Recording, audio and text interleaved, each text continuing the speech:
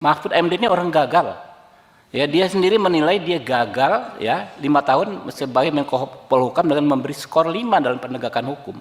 Arahan Pak Prabowo itu sesuai dengan hukum dan perundang-undangan yang berlaku. Jadi Pak Mahfud jangan menghasut bahwa Pak Prabowo mengajarkan melanggar hukum dan lain sebagainya. Ya, ayo langsung ngomong aja. Satu lagi dong, Cak. Tadi kan juga sudah disebutkan sama dengan polisi dan lain-lain.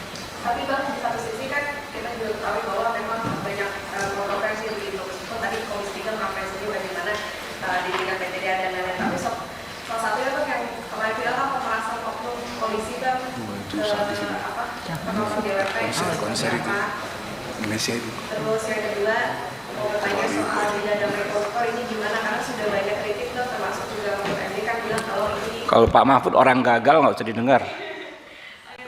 Dia sendiri memberikan nilai pada dirinya 5 kan. terus kapan Komisi 3 maupun KPK juga menuntaskan kasus Harun Masiku, apalagi sempat diskusinya ada dengan politisasi. Waduh, ini diborong semua kawan-kawannya nggak kebagian. Nah, udah cukup. Ya, satu soal kinerja kepolisian itu dia namanya fenomena oknum itu kan ada di semua lembaga. Saya berkali-kali sampaikan, apakah di Polri, apakah di TNI, apakah di Kejaksaan, apakah di DPR, oknum ada dan mungkin banyak.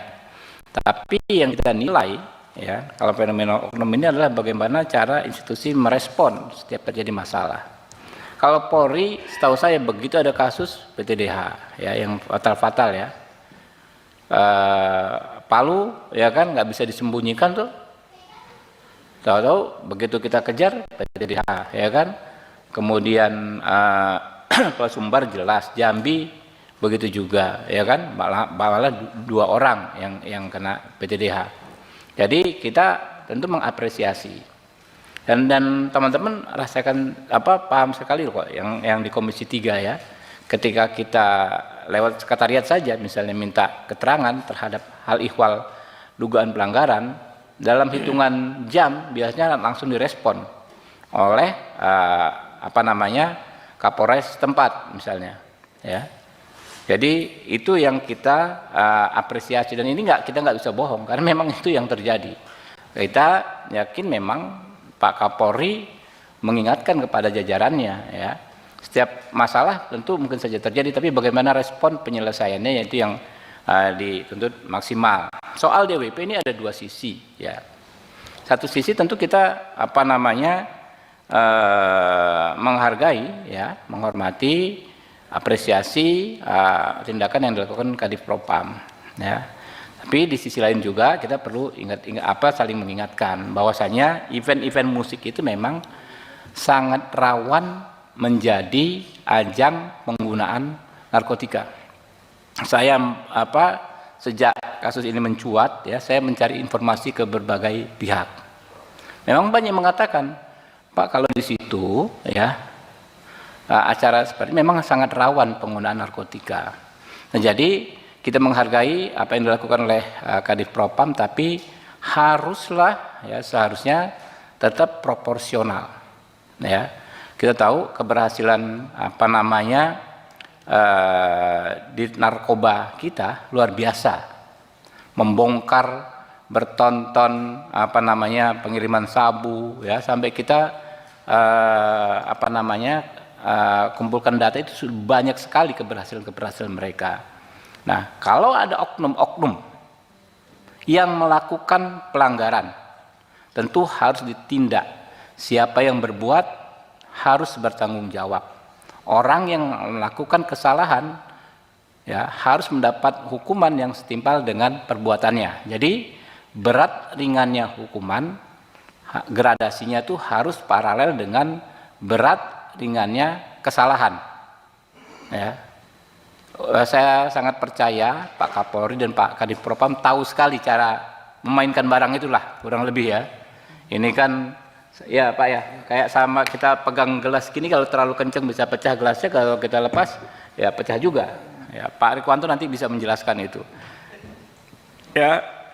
Lalu tadi soal maaf untuk korupsi, Anda sudah tanyakan ini berkali-kali ya, dimanapun tanya dan berbagai orang sudah sampaikan, ya silakan saja Anda nilai ya.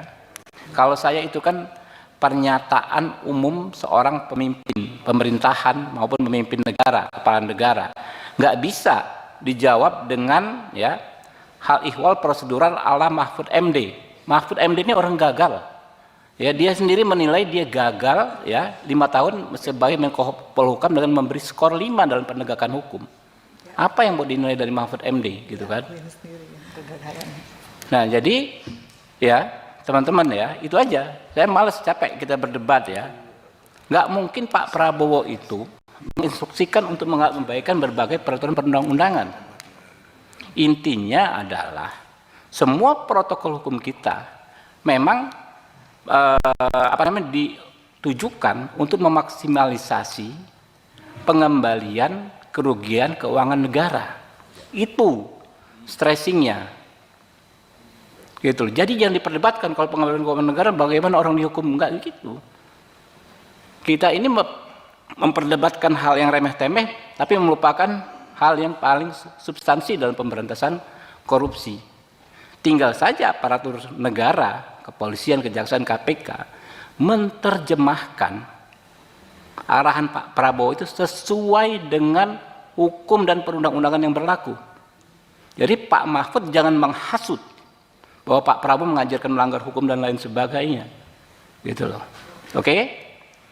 Terus soal Harun Masiku dan lain sebagainya silakan saja KPK memproses. Ya, kita hormati hak KPK untuk melaksanakan tugasnya, tapi kita hormati juga haknya Pak Hasto ya untuk melakukan pembelaan diri. Kita berikan kesempatan seluas-luasnya kepada beliau. Ya, kalau soal ini politik nggak politik itu sampai nanti kiamat kita nggak akan selesai berdebat. Ya, pasti akan sangat subjektif. Ya, orang yang keinjek akan teriak, orang yang nggak keinjek ya akan diam saja. Itulah dunia kita saat ini. Ya. Tapi kalau aturan nanti ditegakkan, yang dituduhkan maupun yang dibantahkan itu harus sama-sama ada buktinya. Itu saja. Oke, ada lagi teman-teman?